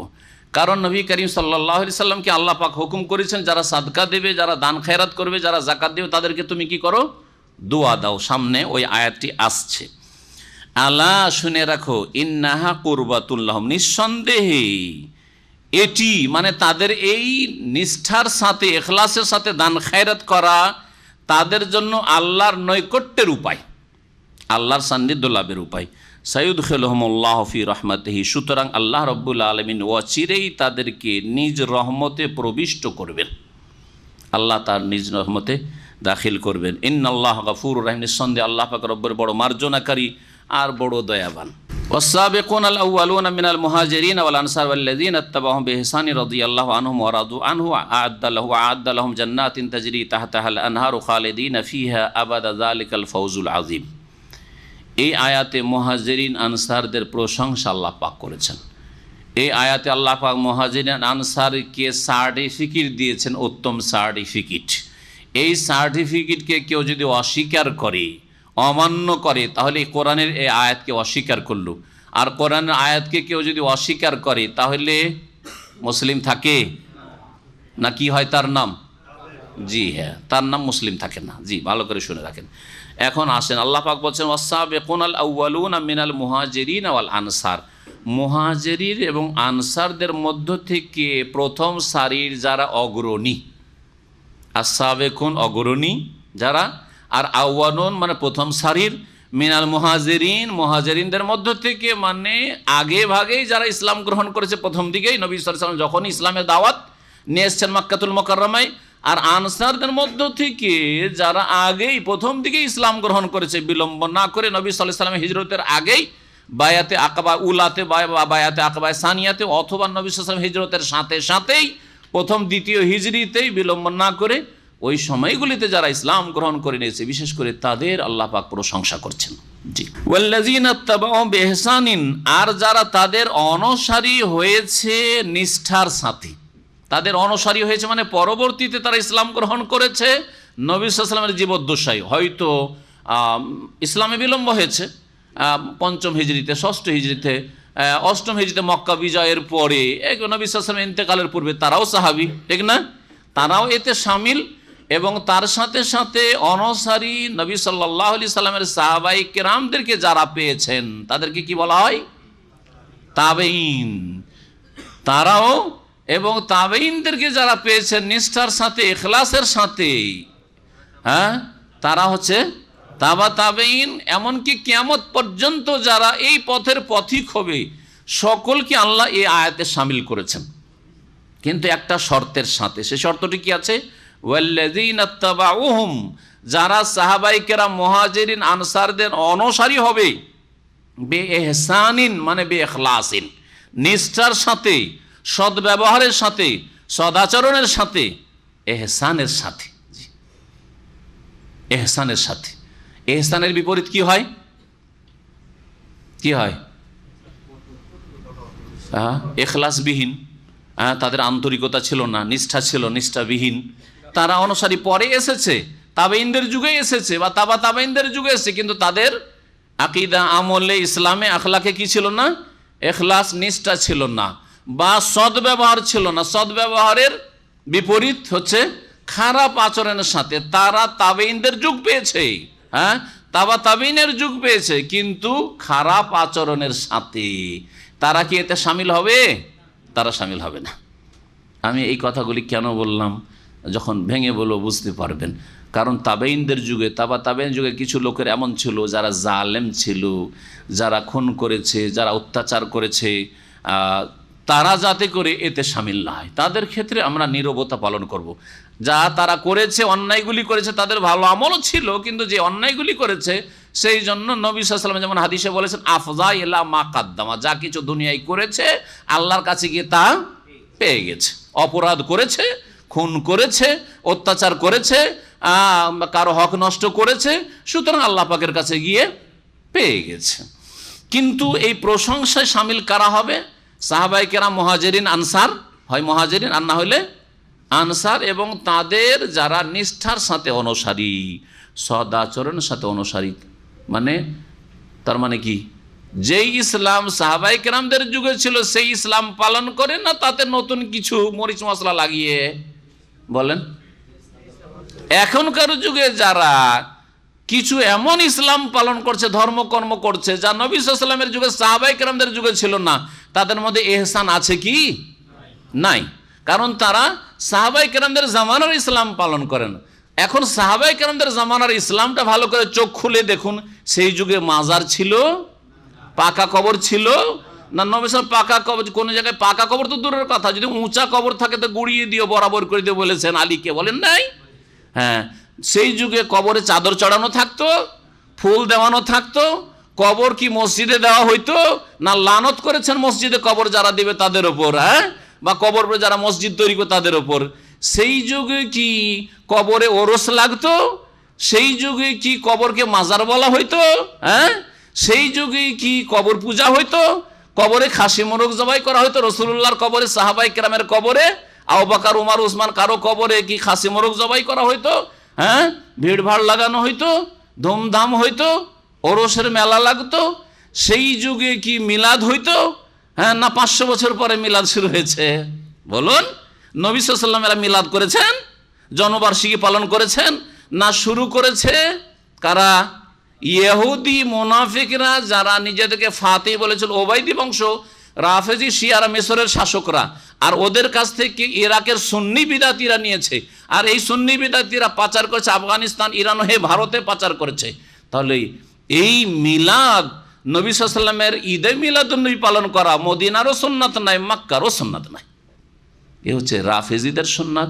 আর তার আগে রাফেজিদের পূর্বপুরুষ ইয়াহুদিরা, ওরা আসলে ইহুদি ছিল, ইসলামের ক্ষয়ক্ষতি সাধনের জন্য তারা ইসলাম গ্রহণ করেছিল, আর কয়েকশো বছর তারা রাজত্ব করেছিল মিশরে। তাদের সুন্নাত এটি, নবীর সুন্নাত নয়, সাহাবাইকে সুন্নাত নয়। তাহলে বুঝেন যে এই দোয়াতে যে রাদিয়াল্লাহু আনহুম, আল্লাহ তাদের উপর রাজি, এবং ওয়ারাজওয়ান, তারাও আল্লাহর উপর রাজি হয়ে যাবে, এতে কি মিলাদিরা শামিল হতে পারবে? মাজারের খাদেমরা শামিল হতে পারবে? ওরসে বিশ্বাসীরা শামিল হতে পারবে? যারা মাজারের হেফাজত করছে, কবরকে ভাঙতে চায় না, কবরকে কাঁচা কবরে পরিণত করতে চায় না, কবর পূজাকে জিন্দা করে রেখেছে, তারা কি শামিল হতে পারবে? কখনো শামিল হতে পারবে না, কখনো শামিল হতে পারবে না। এরা সাহাবায়ে কেরাম তরিকার বিপরীত তরিকাতে চলেছে, অন্য রাস্তায় চলে গেছে। আল্লাহ পাক যারা বুঝার তৌফিক দান করেন। মুহাজিরিন যারা মক্কা থেকে হিজরত করে এসেছিলেন, আর আনসার যারা মদিনার লোক, নবী করিম সাল্লাল্লাহু আলাইহি সাল্লামের সাহায্য করেছিলেন, তাদেরকে আনসার বলা হয়। ওয়াসাবিকুনাল আউয়ালুনা মিনাল মুহাজিরিন ওয়াল আনসার, মুহাজিরিন আনসারদের মধ্য থেকে প্রথম সারি যারা অগ্রণী, ওয়াল্লাযিনা তাবাউ, আর যারা তাদের অনুসারী হয়েছে, বিইহসানি, নিষ্ঠার সাথে, সদাচরণের সাথে, রাদিয়াল্লাহু আনহুম, আল্লাহ তাদের উপর সন্তুষ্ট হয়ে গেছেন নিশ্চিত। অতীতকাল কেন বলা হয়েছে? কারণ আল্লাহ সন্তুষ্ট হয়ে গেছেন এবং হয়ে যাবেন, কিয়ামতের দিনও সন্তুষ্টি প্রকাশ করে আল্লাহ, আমি এদের উপর রাজি, এই সাহাবীদের, নবীর সাহাবীদের ওপর। ওয়ারাজু আনহু, এবং আল্লাহর কাছে তারা আল্লাহর অশেষ নিয়ামত পেয়ে তারাও রাজি হয়ে গেছে, সন্তুষ্ট হয়ে গেছে। ওয়া আ'আদ্দা লাহুম জান্নাত, তাদের জন্য আল্লাহ পাক বহু জান্নাত তৈরি করে রেখেছেন, তাজরি তাহতাহাল আনহার, যার নিম্ন দেশ দিয়ে নহর সমূহ প্রবাহিত রয়েছে, খালেদিনা ফিহা আবাদা, সেখানে তারা চিরকাল বসবাস করবে। ফৌজুল আজিম, আর এটি হচ্ছে মহা সাফল্য। জি, এখন একটি কথা যে বললাম, এহসানের শর্ত আল্লাহ লাগিয়েছেন যারা সাহাবায়ে কেরামদের পর, তাহলে সাহাবায়ে কেরাম সবাই মুহসিনিন। কি বলবো আমরা? সাহাবায়ে কেরাম সকলে কি মুহসিনিন, মানে নিষ্ঠাবান। তাদের সকলের মধ্যে এহসান ছিল, হ্যাঁ, সকলে নিষ্ঠাবান ছিলেন, সকলে সদাচরণ করেছেন আল্লাহর সাথে, আল্লাহ রাসূলের সাথে, আর সাথী সঙ্গীদের সাথে। বোঝা গেছে? বাকি কথা হলো তাবেঈনদের যুগে অল্প স্বল্প কিছু আগাছা ছিল যাদের মধ্যে এহসান ছিল না, যারা খারাপ আচরণ করেছে, তাদের ক্ষেত্রে আমরা রাদিয়াল্লাহু আনহুম ওয়া রাযু আনহু বলবো না। সুতরাং ইয়াজিদের দ্বারা কিছু জুলম অত্যাচার হয়েছে, বলবো না যে ইয়াজিদ রাদিয়াল্লাহু আনহু, আমরা কি বলবো না? ইয়াজিদ রাদিয়াল্লাহু আনহু বলবো না, আর লানতও করব না। যারা লানত অভিশাপ করে তারাও গোমরাহ, একদিকে গোমরাহ, আর যারা রাদিয়াল্লাহু আনহু বলে বা রাহিমাহুল্লাহ বলে তারাও ভুল করে, তারাও এই ক্ষেত্রে ভুল করে। যদিও ফাসেক গুনাহগার মুসলিমকে দোয়া দেওয়া জায়েজ, এই ক্ষেত্রে ভুল না, জায়েজের ক্ষেত্রে ভুল করে না, কিন্তু এতে মানুষের যেহেতু অ্যালার্জি রয়েছে, এই ক্ষেত্রে হিকমত হচ্ছে এই সব দোয়া দেওয়া থেকে বেঁচে থাকা। আপনি বদদোয়াও দিয়েন না, আর নেক দোয়াও দিয়েন না, আপনি চুপ থাকেন যে ওরা মারা গেছে ভালো আমল নিয়ে, খারাপ আমল নিয়ে, ওদের কি হবে আল্লাহ ভালো জানেন, আল্লাহর উপর ছেড়ে দেন। যথেষ্ট নয় কি? যথেষ্ট নয়? শেষ পরিমাণে জান্নাতে যাবে, কিন্তু আল্লাহ পাক অবশ্যই জালেমের বিচার করবেন। জালেমের কাছ থেকে আল্লাহ পাক নেকি কেটে মজলুমকে অবশ্যই দেবেন। তারপরে সাজা শাস্তি যা হওয়ার হয়ে, যদি কবরে হয়ে যায় তো হয়ে গেছে, দুনিয়ায় হয়তো হয়ে গেছে, আর তারপরে যদি না হয়ে থাকে তো জাহান্নামে কিছু হবে, তারপরে যাবে। কিন্তু এইভাবে, আর ওর চাইতে বড় জুলম করেছে ইবনে জিয়াদ, সরাসরি যে ইবনে জিয়াদ জালেম, হোসেন রাদিয়াল্লাহু তাআলা আনহুকে কারবালার মাঠে শহীদ করেছে, সেও তো তাবেঈ ছিল, মানে তাবেঈর যুগের লোক ছিল, এই অর্থে তাবেঈ ছিল। কিন্তু তাকেও বলবেন যে ইবনে জিয়াদ রাহিমাহুল্লাহ বলবেন? হ্যাঁ, ইবনে জিয়াদ যেহেতু তাবেঈ সেই জন্য রাদিয়াল্লাহু বলে দেবেন না? কখনো না, কখনো বলবেন না। কারণ, আর আমি আমার কথা বলছি না, আমার চাইতে অনেক বড় মুহাদ্দিস, আর আমাদের চাইতে বরং আজকালকার যুগের মুহাদ্দিস চাইতে বড় মুহাদ্দিস আল্লামা হাফেজ ইবনে হাজার রহমতুল্লাহ, তার প্রখ্যাত কিতাব বুখারীর ভাষ্য ফাথুল বারীতে তিনি বলেছেন যে যারা তাবেঈনদের যুগে সাহাবায়ে কেরামদের সাথে খারাপ আচরণ করেছে, যেমন হুসাইনকে শহীদ করেছে, হাসানকে বিষ দিয়েছে, অথবা এই ধরনের মদিনার উপর হামলা করে হাররার দিনে ঢাল আহারে হামলা চালিয়েছে, মক্কার ওপর হাজ্জাজ বিন ইউসুফের মতো জালেম, সেও তাবেই ছিল। হাজ্জাজ বিন ইউসুফের মতো খুনি, কুখ্যাত ব্যক্তি মক্কার ওপর হামলা করেছে, ইবনে জুবাইরকে শুধু দমন করার জন্য ইবনে জুবাইরকে শহীদ করেছে, মাটিও দিতে দেয়নি, ফাঁসিতে কয়েক দিন ধরে ঝুলিয়ে রেখেছে। জি, বলবেন যে এরা তাবি রাহিমাহুল্লাহ না, কখন রাহিমাহুল্লাহ বলবেন না, আল্লাহ নাতুল্লাহ বলবেন না, আল্লাহ লানত গজব এটাও বলবেন না, আর কি বলবেন না, রাহিমাহুল্লাহ বলবেন না। বলবেন যে যা তারা করেছে আল্লাহর কাছে পেয়ে গেছে। আফদা ইলা মা কাদ্দামা আরবিত, আমাদের কিছু বলার নেই। তিলকা উম্মাতুন কাদ খালাত লাহা মা কাসাবাত ওয়া লাকুম মা কাসাবতুম ওয়া লা তুসালুনা আম্মা কানু ইয়ামালুন। আল্লাহ পাক রব্বুল আলামিন দ্বিতীয় পারার শেষ আয়াতে, তৃতীয় পারা যে তিলকা রসুল শুরু হচ্ছে ওখানে বলেছে এরা এক জাতি ছিল, কাল খালাত চলে গেছে দুনিয়া থেকে, লাহা মা কাসাবাত যা কিছু করেছে তাদের কৃতকর্মের ফল পেয়ে গেছে, ওয়া লাকুম মা কাসাবতুম তোমরা যা করো তার ফল তোমরা পাবে, ওয়ালা তুসালুনা আম্মা কানু ইয়ামালুন ওরা কি করেছিল কিয়ামতে আল্লাহ তোমাদেরকে জিজ্ঞেস করবে না। আর দুনিয়া তো আল্লাহ জিজ্ঞাসা করবে না হাজ্জাজ বিন ইউসুফ কি করেছিল, আর ইবনে জিয়াদ কি করেছিল, আর ইয়াজিদ কি করেছিল, আর অমুক নেতা কি করেছিল, আজকালকার অমুক ব্যক্তি অমুক শাসক কি করেছিল, এটা জিজ্ঞাসা করা হবে না, তোমাকে তোমার সম্পর্কে জিজ্ঞেস করা হবে। নিজের চরখায় তেল দাও। সুতরাং ওদের সম্পর্কে লানত করারও প্রয়োজন নেই, কারণ এরা জাতিতে মুসলিম ছিল, তাদের ভালো কিছু কাজও ছিল, কিন্তু তাদের পাপও ছিল। সুতরাং আল্লাহর কাছে যা পাওয়ার তারা ভালো মন্দ পেয়ে গেছে। এটা হচ্ছে মধ্যম পন্থা। ইবনে হাজার রহমতুল্লাহ বলছেন যে এরা ইত্তাবাউ মানে তাবেই, কিন্তু বিল এহসান না, বে এহসান না, বরং বিল ইসাআতি, খারাপ আচরণের সাথে তারা তাবেই হয়েছে। লাইসা বিল এহসান, তাদের মধ্যে এহসান ছিল না, সদ্ব্যবহার ছিল না, খারাপ আচরণটা করেছে। সুতরাং তারা এই দোয়াতে হক রাখে না, রাদিয়াল্লাহু আনহুম ওয়া রাদু আনহুতে হক রাখে না। আল্লাহ পাক তারপরে বলছেন অমিম্মান হাউলাকুম মিনাল আরাবি মুনাফিকুন, হে নবী মুহাম্মদ সাল্লাল্লাহু আলাইহি ওয়াসাল্লাম তোমাদের চারিপাশে যে বেদুইনগুলো রয়েছে এই বেদুইনদের মাঝে বেশ কিছু মুনাফিক রয়েছে। তার মানে শুধু মদিনাই মুনাফিক না, মদিনার চারপাশে বেদুইন এলাকাতে মুনাফিক রয়েছে। ওয়ামিন আহলিল মাদিনাতে মারাদু আলান নিফাক, আর মদিনাবাসীদের মধ্যেও কিছু মুনাফিক রয়েছে। এরা মারাদু আলান নিফাক, মুনাফিকি কপটতায় এরা হচ্ছে অটল বা অনড়। মারাদা মানে একেবারে শক্ত। মুনাফিক এদের পাকা মুনাফিকের আকীদার মুনাফিক। মদিনাতেও কিছু মুনাফিক রয়েছে, আর মদিনার চারপাশেও বেদুইনদের মধ্যেও মুনাফিক রয়েছে। আল্লাহ বলছে লা তা'লামুহুম, হে নবী তুমি তাদেরকে জানো না। কে বলছেন এই কথা? আল্লাহ বলছেন। কাকে বলছেন? নবী মুহাম্মদ রাসূলুল্লাহ সাল্লাল্লাহু আলাইহি ওয়াসাল্লামকে, শেষ নবীকে বলছেন তুমি জানো না তাদেরকে, চেনো না তাদেরকে। নাহনু না'লামুহুম, আমি আল্লাহ ওই মুনাফিকগুলোকে জানি, চিনি, ওই মদিনার মুনাফিকদেরকে চিনি, আর ওই মদিনার চারপাশে যে বেদুইনদের মুনাফিক কপটগুলো রয়েছে সেগুলোকেও চিনি। সানওয়াযিবুহুম মাররাতাইন, সুতরাং নিশ্চিত তাদেরকে শাস্তি দেব দ্বিগুণ বা দুইবার করে। মাররাতাইন মানে দুইবার করে, দ্বিগুণ শাস্তি, দুইবার করে। একদল তাফসীরকাররা বলছেন দুনিয়াতেও শাস্তি দেব আর আখিরাতেও শাস্তি, এটা বোঝানো হয়েছে। কিন্তু তারপরে বলা হচ্ছে যে আবার মহাশাস্তির দিকে ফিরানো হবে। সেই জন্য আর একদল বলছেন না, মহাশাস্তির কথা যখন বলা হয়েছে ওটা হচ্ছে আখিরাতের আযাব, আর দুইবার করে আযাব দেব, মানে দুনিয়াতেই দুইবার করে বা দ্বিগুণ করে আযাব দেব। কি দুই রকমের আযাব? একটা হচ্ছে যে হত্যা করা, আর বেঁচে গেলে বন্দি করা, আল কাতলু ওয়াস সাবিয়্যু।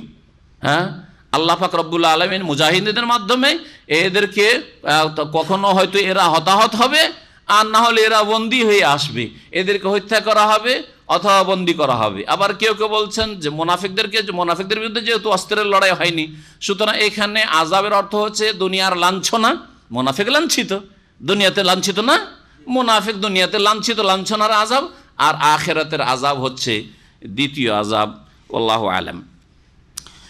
সুম্মা ইউরাদ্দুনা ইলা আযাবিল আযীম, অতঃপর তাদেরকে ফিরিয়ে নিয়ে আসা হবে মহাশাস্তির দিকে, অর্থাৎ আখিরাতের জাহান্নামের শাস্তির দিকে। তো মওতের পরে কবরের শাস্তি রয়েছে, বিচার দিবসের শাস্তি রয়েছে, তারপরে মহাশাস্তি জাহান্নামের শাস্তি রয়েছে। এখানে যে বিষয়টি আকীদার একটি গুরুত্বপূর্ণ বিষয় মনে রাখবেন, যে ভারত, বাংলাদেশ, পাকিস্তানের বেরলভীরা বা পীরের তরিকতওয়ালারা একদল বলে, বড় একটি দল, তারা কি বলে যে নবী সাল্লাল্লাহু আলাইহি সাল্লাম আলেমুল গায়ব, নবী সব কিছুই জানেন। এমন ভাষায় তারা বলছে জাররা জাররা মানে অণু পরমাণু সব কিছু সম্পর্কে খবর রাখেন নবী সাল্লাল্লাহু আলাইহি সাল্লাম। নবী করিম সাল্লাল্লাহু আলাইহি ওয়াসাল্লাম দুনিয়ার সব কিছু খবর রাখেন, জান্নাতের খবর রাখেন, জাহান্নামের খবর রাখেন, দুনিয়ার কোথায় কি ঘটছে তার কবর থেকে খবর রাখেন।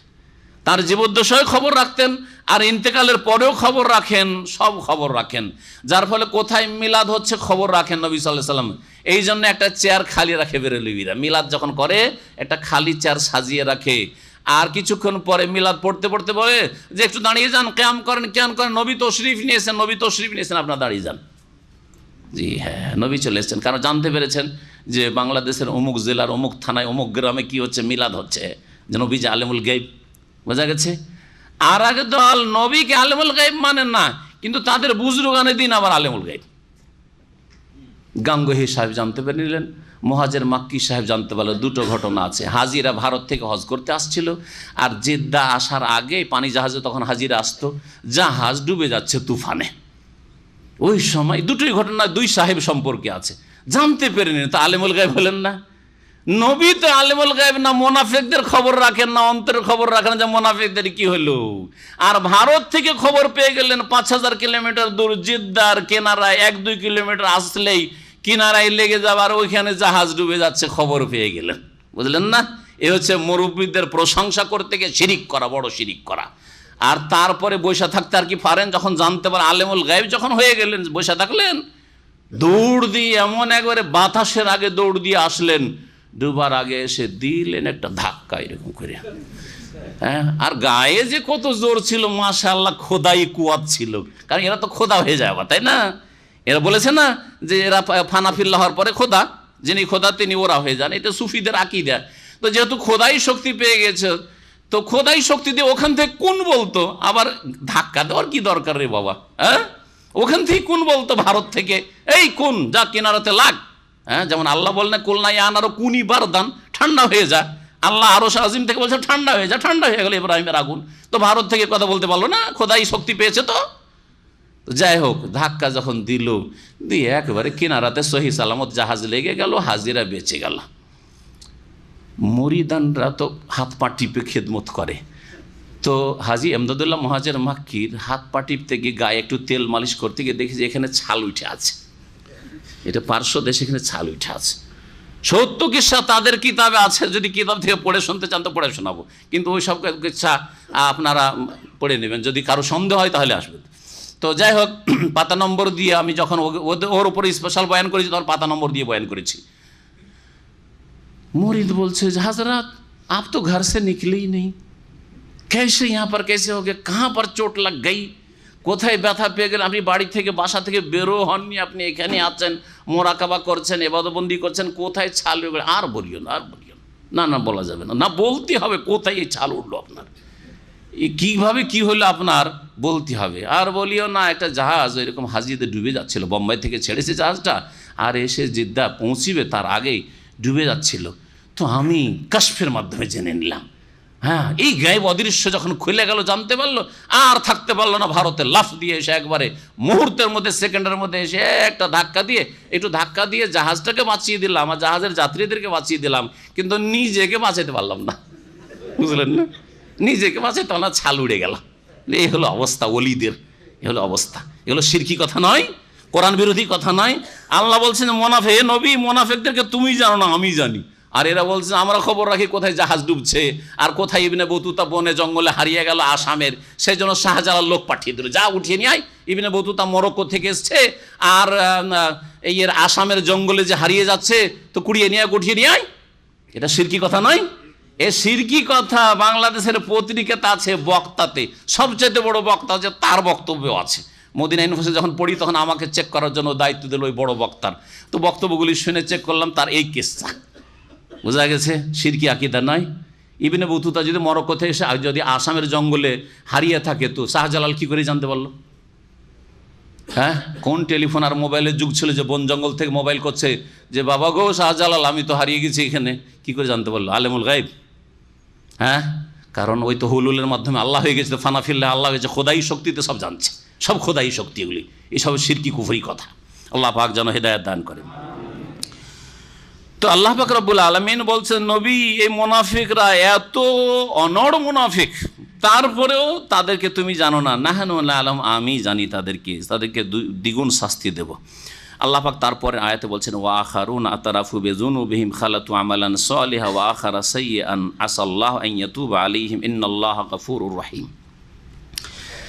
আর কিছু লোকেরা রয়েছে, এই একটি আয়াত দিয়ে আজকে তাফসীর শেষ করে দেব। আল্লাহ পাক বলছেন, আর কিছু লোকেরা রয়েছে এতারাফু বিযুনুবিহিম, যারা নিজের গুনাহ স্বীকার করেছে, নিজের গুনহার জন্য অঙ্গীকার করেছি যে আমরা গুনাহ করেছি, ভুল করেছি। এতক্ষণ তাহলে কাদের আলোচনা হইল?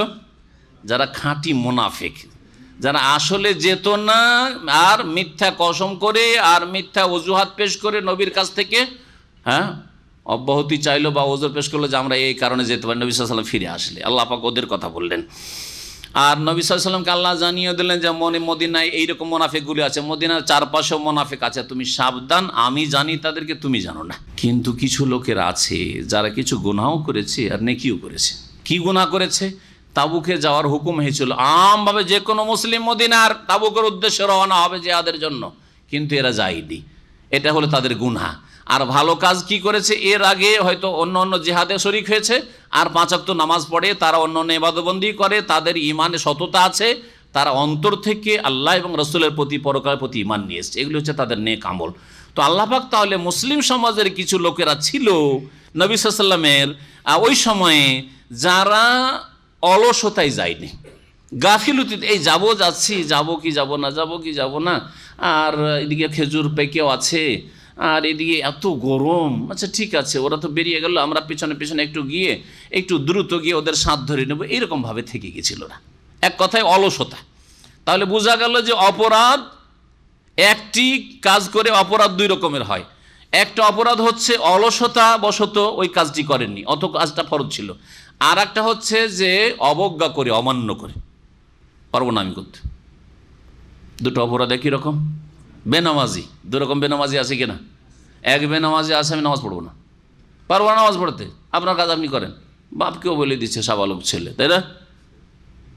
নিজের কাজ নিজে করেন, আমি আমার কবরে যাও, আপনি আপনার কবরে যাবেন। অস্বীকার করলো না? অস্বীকারী এক অপরাধী। আর এক অপরাধী হচ্ছে যে নামাজ পড়বো, নামাজ পড়ছি, কিন্তু অলসতায় নামাজ পড়ে না। গাফিলতি, ঘুম চেপে যায়, অলসতা চেপে যায়, শয়তান এমনভাবে বিস্তার লাভ করেছে তার উপর। নামাজ পড়বো যদি বলেন, নামাজটা পড়ি না 5 ওয়াক্ত, তখন এই শ্রেণীর বেনামাজিরা কি বলে? হুজুর দোয়া করিয়ে, হুজুরের দোয়া দিও নামাজি হতে চায়, নিজের কর্ম করে নাই। ও নড়বেও না, চড়বেও না, হরকত করবে না, বরকত নিবে না, আর শুধু হুজুরের দোয়া চাই। মিথ্যুক। কিন্তু অস্বীকার করে, নামাজকে অস্বীকার করে, নামাজকে শ্রদ্ধা করে, নামাজিকেও শ্রদ্ধা করে, অলসতায় নামাজ পড়েন না। কাবিরা গুনাহ কিনা? কাবিরা গুনাহ। কিন্তু এ কাফের হবে কিনা ইখতিলাফ আছে। অলসতাবশত নামাজ ছাড়ে, নামাজকে স্বীকার করে, হুজুর দোয়া করবেন আল্লাহ যেন শক্তি দেয়, শয়তান ধরে নিচ্ছে, মাঝে মাঝে মনে করছে নামাজ 5 ওয়াক্ত ধরেই নিব, আবার ছুটে যাচ্ছে। এরা কাফের হবে কিনা, বড় কাফের না ছোট কাফের, ইখতিলাফ রয়েছে। ফাসিক নিঃসন্দেহে, কাবিরা গুনাহকারী, জেনা, চুরি, ডাকাতি, খুন করার চাইতে বড় অপরাধ নামাজ ছাড়া, অলসতাবশত। কিন্তু বড় কাফের হবে কিনা, ইসলামের গণ্ডি থেকে বেরোবে কিনা, ইখতিলাফ রয়েছে। কিন্তু যারা বলে তোমার কাজ তুমি করো, আমাকে বলবে না, যাও, খুব মুসল্লি হয়েছো, যাও, এরাও বেনামাজি, কিন্তু এরা কাফের একমত। হানাফি, শাফেঈ, মালিকি, হাম্বলি, মুহাদ্দিসিন সকলে বলছেন এরা মুসলিম নয়, ভালো করে মনে রাখবেন। আল্লাহ পাক তাহলে ওই সব মুমিনদের কথা বলছেন, তো অনেক নেক আমল ছিল, কিন্তু এই গুনাহ করে ফেলেছে, কাবিরা গুনাহ। তখন জিহাদ ফরজ ছিল, নবীর হুকুম হয়েছে, যায়নি। ওয়াখারুনা তারাফু বেজুনুবিহিম, আর কিছু লোকেরা রয়েছে যারা তাদের গুনাহ স্বীকার করেছে যে আমরা গুনাহ করেছি। খালাতু আমালান সালিহা, তারা নেক আমলকেও মিশিয়েছে। ওয়াখানা সাইয়ান, আর কিছু গুনাহও মিলিয়েছে, মানে তাদের জিন্দেগিতে নেক আমলও রয়েছে আর কিছু গুনাহরও সংমিশ্রণ রয়েছে। আল্লাহ বলছেন আসাল্লাহু আন ইয়াতুবা আলাইহিম, সম্ভবত আল্লাহ তাদের তওবা কবুল করবেন। ইন্নাল্লাহ গফুরুর রহিম, নিঃসন্দেহে আল্লাহ পাক রব্বুল বড় মার্জনাকারী, বড় দয়াবান। এবং এদের তওবা কবুল হয়েছিল। আর এরা 2 শ্রেণীর লোক ছিল।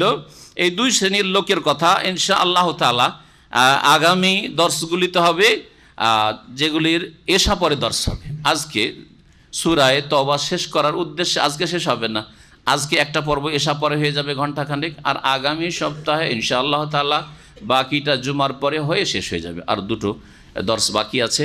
ওই 2 শ্রেণীর লোকের কথা সময় শেষ হতে যাচ্ছে, 1-2 মিনিট বলে নিই, আর ইনশাআল্লাহ তাআলা আবার বিস্তারিত রিপিট জুমার পরে হবে, যারা আপনার ইন্টারনেট থেকে শুনতে পারবেন। সেটা হচ্ছে যে সাহাবাই কেরাম যারা অলসতাবশত জেহাদে যাননি তাবুকের, তারা 2 রকম হয়ে গেছিলেন। একরকম ছিলেন যারা নিজে এসে বুঝতে পেরেছেন, অনুতপ্ত হয়েছে, ভুল করেছি। সুতরাং নিজেকে, আবু লোবাবা আনসারি তাদের প্রখ্যাত ব্যক্তি ছিলেন। আবু লোবাবা নিজেকে এবং তার সাথী সঙ্গীরা নিয়ে এসে মসজিদে নবীতে নিজেকে রশি নিয়ে এসে মসজিদে নবীর খুঁটির সাথে নিজেকে বেঁধে দিলেন, নিজে বেঁধে দিলেন, আর বললেন যতক্ষণ পর্যন্ত রাসূলুল্লাহ সাল্লাল্লাহু আলাইহি সাল্লাম আমার এই রশি খুলবে না ততক্ষণ আমি খুলবো না, মরে যাব, খুলবো না। যতক্ষণ আমার তওবা কবুল না হয়েছে আর রাসূলুল্লাহ আমার উপর রাজি না হয়েছে ততক্ষণ পর্যন্ত আমি এই খুঁটিতে আমাকে বেঁধে রাখবো। আল্লাহ তুমি মাফ করো। এইভাবে গুনাহ বুঝতে পেরেছে, বড় অপরাধ করেছি, তাবুকের যুদ্ধে যাইনি, রাসূলুল্লাহ সাল্লাল্লাহু আলাইহি ওয়াসাল্লাম রাজি হলে যখন খুলে দেবেন যে যাও তুই বাড়ি যাও, তখন যাবো, না হলে এরকম নিজেকে রাত দিন বেঁধেই রাখবো। ওদের তওবা তাড়াতাড়ি কবুল হয়ে গিয়েছিল, নিজেকে এনে স্যারেন্ডার করে দিয়েছেন। আর কিছু লোকেরা ছিলেন, তাদের প্রখ্যাত ব্যক্তি কাব বিন মালিক ছিলেন, 3 জন তারা ছিলেন, যাদের কথা আসবে আয়াতে ওয়ালা সালাসাতিল্লাযিনা খুল্লিফু। এখান থেকে ইনশাআল্লাহ তাআলা আগামী ইনশাআল্লাহ তাআলা তাফসীর হবে আগামী সপ্তাহে হয়তো। তো ওই 3 জন ব্যক্তির কথা আল্লাহ পাক 3 বলে সালাসা বলে আল্লাহ পাক বলেছেন, উল্লেখ করেছেন। কাব বিন মালিক আর হেলাল বিন উমাইয়া আর মুরারা বিন রাবি, এই 3 জন লোক এরা ওইভাবে নিজেকে নিয়ে এসে পেশ করেনি বা নিজেকে মসজিদে নবীতে এসে বাঁধেননি, কিন্তু তারাও অনুতপ্ত ছিলেন, লজ্জিত ছিলেন, আমাদের দ্বারা অন্যায় হয়ে গেছে। নবী করিম সাল্লাল্লাহু আলাইহি ওয়াসাল্লামের কাছে তারা মিথ্যা ওজর পেশ করেনি। আবার অনেকে মোনাফিকরা এসে ওদেরকে বলেছে তোমরাও তো যাওনি, দেখো আমরা মিথ্যা ওজর পেশ করে, নবী বলে যাও আমাদেরকে ছেড়ে দিয়েছে। তো কাব বিন মালিককে এসে আর ওর যে 2 সাথী ছিল ওদেরকে মোনাফিকরা যারা মদিনায় ছিল বলে তোমরাও গিয়ে বলে দাও না যে আমার এই অসুবিধে ছিল, আমি অসুস্থ ছিলাম, আমার ছেলেটা অসুস্থ ছিল, কিছু একটা বাহানা করো গিয়ে, তো নবী মাফ করে দিবেন।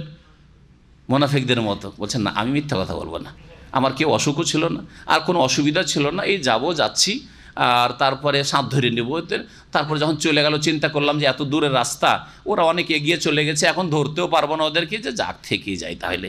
এভাবে থেকে গেছি, আল্লাহর ফয়সালার ইন্তজারে, আসমানের ওহির ইন্তজারে আল্লাহর কাছে তওবা করছি, আল্লাহ যখন মাফ করবেন তখন। 50 দিন পরে তাদের তওবা কবুল হয়েছিল।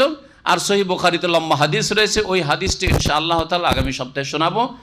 একটা হাদিস হয়তো 1-1.5 ঘন্টাতে শেষ করা যাবে, এত লম্বা হাদিস রয়েছে তাদের তওবার ঘটনা। আর বয়কট, নবী সাল্লাল্লাহু আলাইহি ওয়াসাল্লাম বয়কট, মদিনার একটাই বয়কট, এক ঘরে করা বুঝেন তো, আমাদের দেশে করে না, কি বলে ওটাকে, এক ঘরে করা বা বন্ধ করা, যে গোটা সমাজে তাকে এক বয়কট করা, যে কেউ তার সাথে কথা বলবে না, কেউ তাকে সালাম দেবে না, কেউ তার সাথে দেওয়া নেওয়া করবে না, আদান প্রদান করবে না, কোনো কিছু নিবেও না ও দিবেও না, একবারে এক ঘরে করে দাও। 50 দিন নবী সাল্লাল্লাহু আলাইহি ওয়াসাল্লামের সুন্নত এই ক্ষেত্রে করেছিলেন তিনি। তারপরে তাদের তওবা কবুল হয়েছিল, ওদের কথাও এই সূরাতে রয়েছে, সুন্দর ঘটনা। ইনশাআল্লাহ তাআলা আগামী সপ্তাহে সেগুলি আলোচনাতে আসবে। ওয়া সাল্লাল্লাহু আলা নবিয়িনা মুহাম্মদ ওয়া আলা আলিহি ওয়া সাহবিহি আজমাইন।